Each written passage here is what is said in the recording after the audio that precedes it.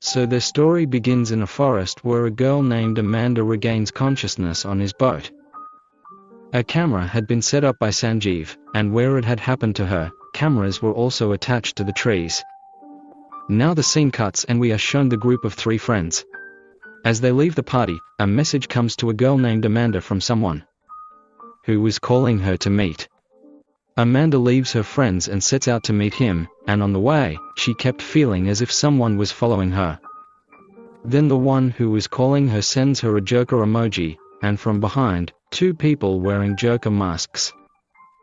They tied her clothes and grabbed her. She regained consciousness in the forest, feeling worried that she had come here and why she was brought. As she wandered around, she found some posters of missing people, one of which was hers as well. Seeing that, she grew more scared. She hadn't left for fun, but 2 masked individuals approached again, and she fainted upon seeing them. And these masked people gave her an injection to render her unconscious. When she regained consciousness, she was tied to a chair. In front of her, a camera was set up from which she was ordered to forcibly smile. And through this voice, it is conveyed that there was a murder show here, a live stream was ongoing, and people were continuously sending messages, advising Amanda on ways to kill. In this manner, Amanda is killed. The next day, the police find the mutilated body of a girl in the forest.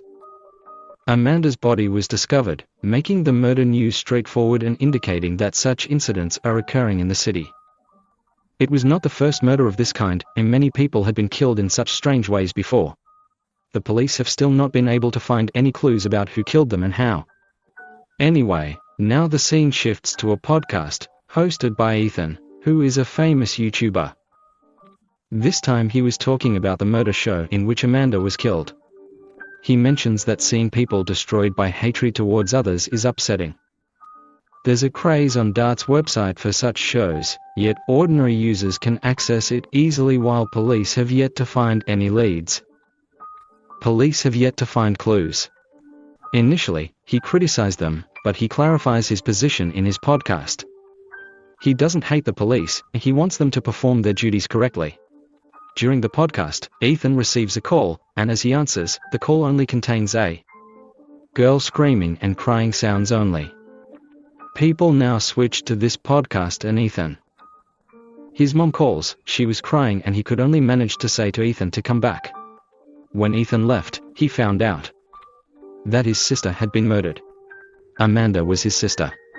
He becomes very sad and does another podcast, in which he explains that it has been almost a week since his sister was killed.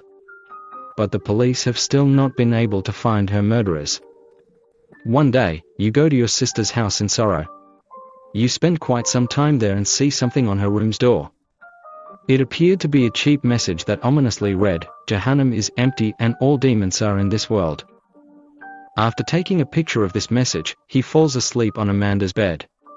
In his dream, he sees Amanda's murder, from which, as he wakes up trembling in fear, he simultaneously receives a chilling message on his phone, which displays the identical Joker mask that we've previously seen depicted in the movies. Having seen it, he couldn't understand what connection the Joker had with all these things. Anyway, he goes back to his mom's house because his mom had been calling him home for a long time. On the way, he sees a kid wearing the same Joker mask. He feels scared because he thought people wearing this mask are. He arrives home without noticing his followers. His mom was absent, so he goes to the kitchen where she had prepared and kept his food for him. And as soon as he is heating it, he again sees the same masked boy outside his kitchen window. To see him, he even stood outside the Foine house. Mahan couldn't find him. When Parasama entered, he saw his mom had arrived too. She asked about his unease, and he concealed his feelings. "I am sad because of Amicia," and his mom also becomes emotional. Ethan comforts her, saying he's responsible for Amanda's murder. "I will continue after we finish talking." Then he discusses his shortcomings and wants to receive messages. When he opened some pictures, he became really scared. Because these were pictures of his sister's dead body, images of the torn and broken parts of her body, which scared him a lot upon seeing them. The scenes stumble upon us. Iknami wants to show a letter to Kate, who is Amanda's friend and is currently working at Botic. He comes to meet Kate because he knew Kate is very close to Amanda. He meets Kate and tells him he has been feeling strange lately, as if someone is always following him. Someone is sending threatening emails using Amanda's deceased pictures, and these threatening emails and pictures are where he saw pictures of Kate with Amanda. He tells Luca to let him know everything she knows. A date is happening here, and she should be ready to tell everything. She says that Amanda and another friend of ours opened a dark website where we found this murder show, where a girl was sitting and being tortured. All the people were even paying to have her tortured.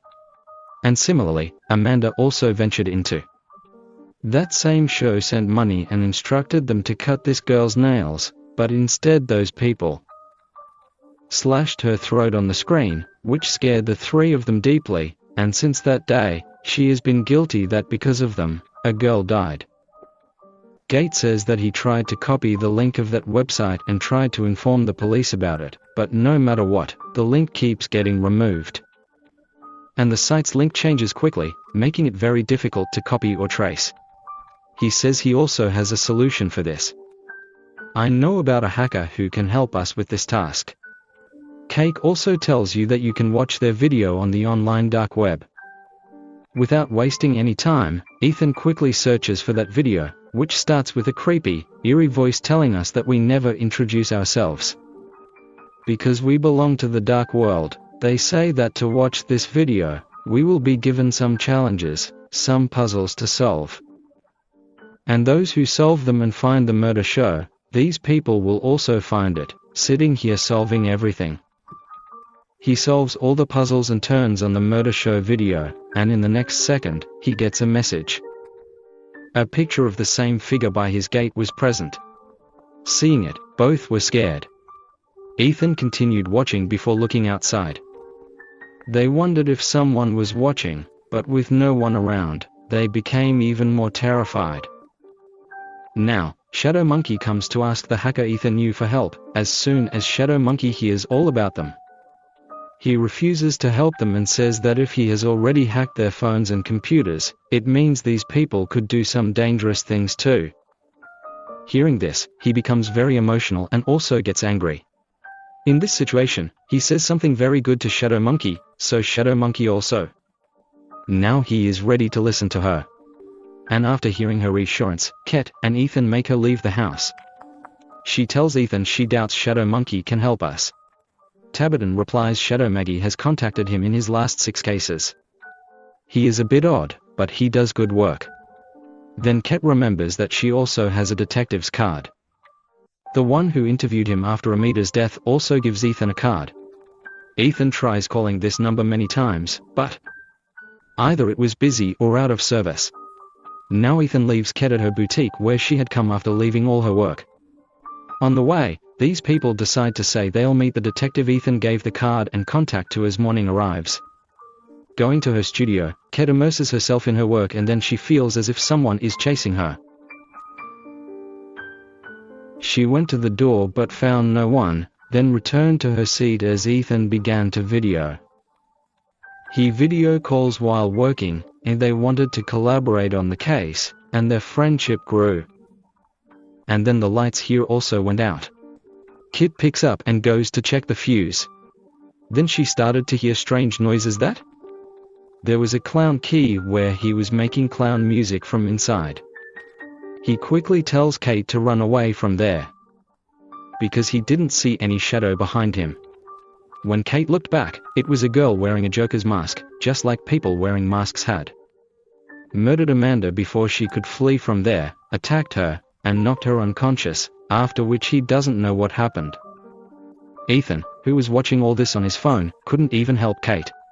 When those people wearing the Joker mask even pick up the phone, Ethan threatens them that he will find and kill them, but they simply ignore him.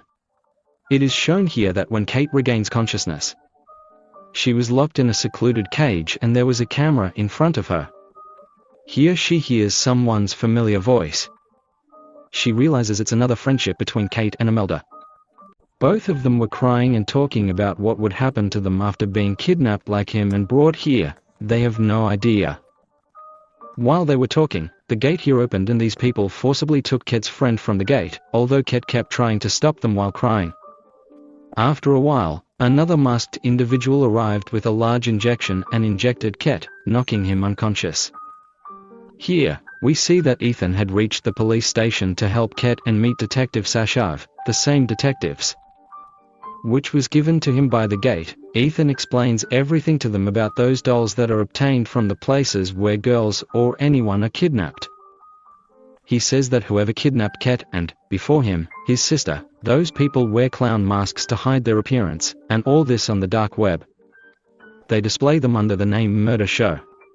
I have accessed the dark web and watched those videos. And since then, those people wearing clown masks have been following me too. They even pursued me so much that they reached the vicinity of my mom. During Ket's kidnapping, I saw the same people on a video call. The detective listens to all his words and responds, "I think, Ethan, you need a good name. I don't know what awful stories you are making up." The simple fact was that they don't take any action on Ethan's complaint. When Kate regained consciousness here, a live TV was playing in front of her where a boy was being tortured. And continuously, people were paying to have him tortured even more, with such comments running on the side. They were urging for more torment and more killing, which made Kate extremely distressed and she screamed. She asked to turn it off, but no one was able to listen to her. Meanwhile, the villain cut off her feet and everything. And then his throat was cut, and he was killed. Kate's other friend, who had been taken away from here earlier, was brought back and placed in the same cell. She tells the gate that it wasn't her turn yet, she had delayed it because she knew she was safe now, but next time, it will be hers. Additionally, Shadow Monkey used his hacking abilities to plan a new family in advance to save Kate's life.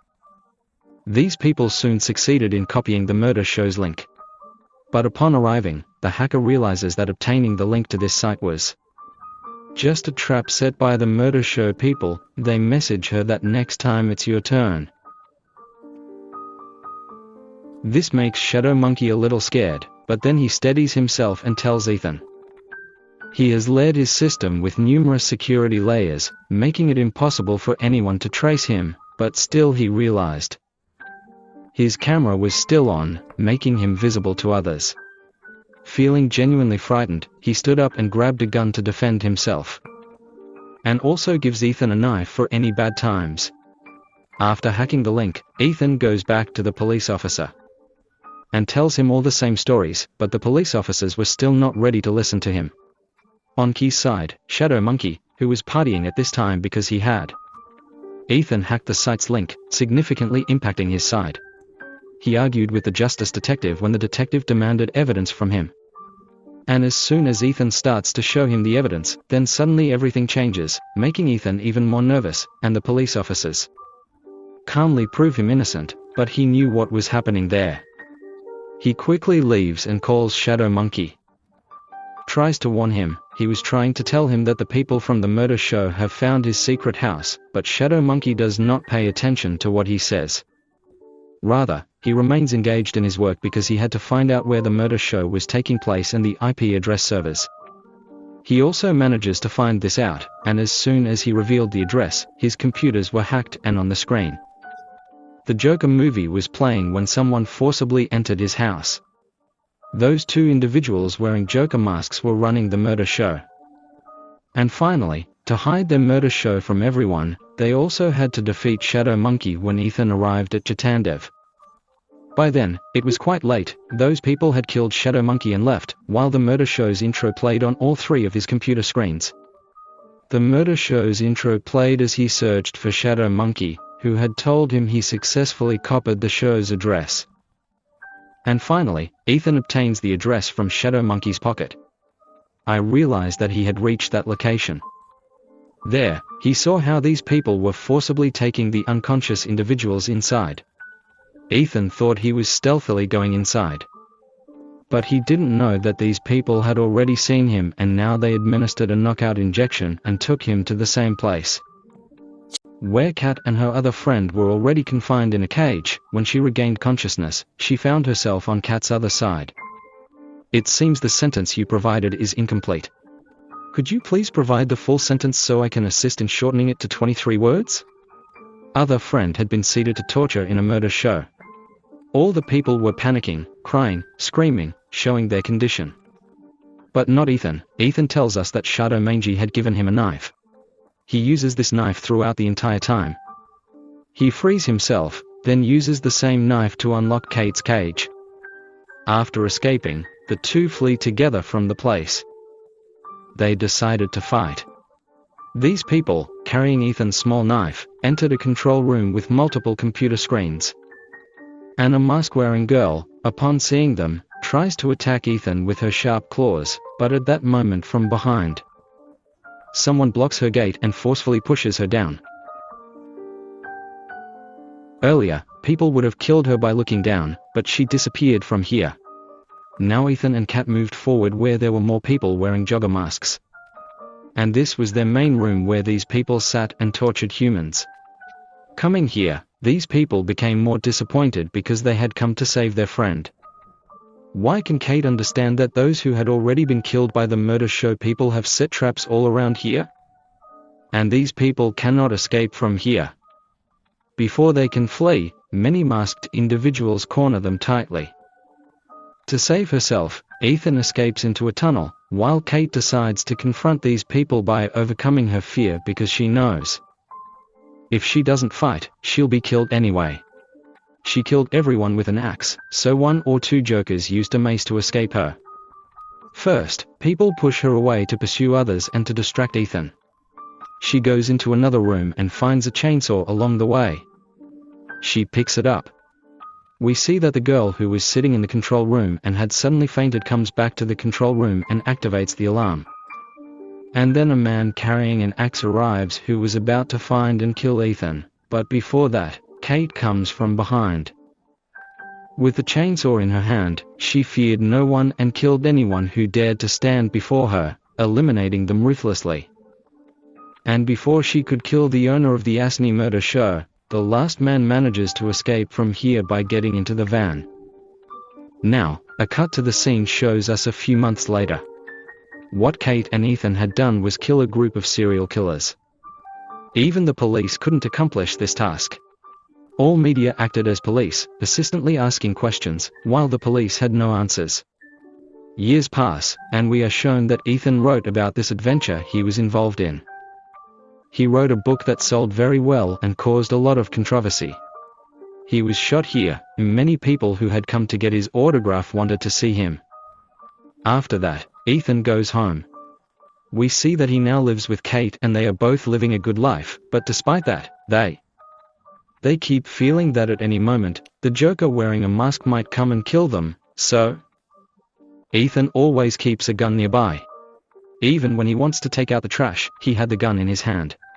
After taking it out, he saw a missing poster nearby. He sees a missing poster with his picture on it.